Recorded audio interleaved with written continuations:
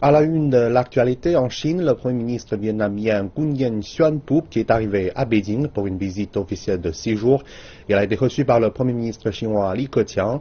Pendant la rencontre, les deux parties se sont mises d'accord pour renforcer la coopération dans divers domaines et élever les relations bilatérales à un nouveau niveau.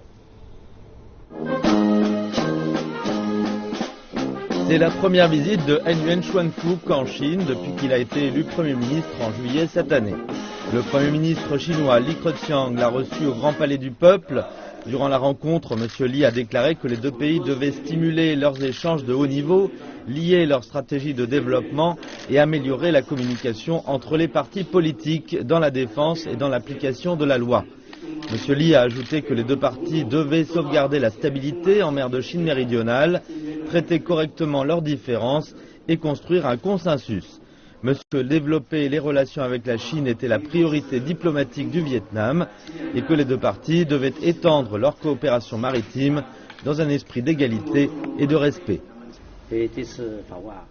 C'est une visite qui a une grande signification pour les relations bilatérales. Les deux dirigeants se sont mis d'accord pour faire passer leur partenariat stratégique global à un nouveau niveau et pour tenir des échanges de haut niveau plus fréquemment.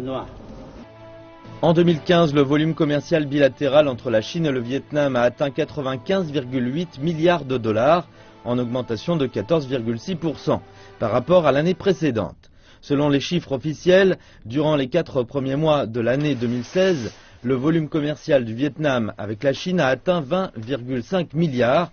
Durant la même période, le volume commercial avec la Chine comptait pour 19,66% du volume commercial du Vietnam. La Chine demeure le premier partenaire commercial du Vietnam. Les deux dirigeants ont assisté à la signature d'une série d'accords couvrant des domaines tels que le commerce, les infrastructures et le tourisme.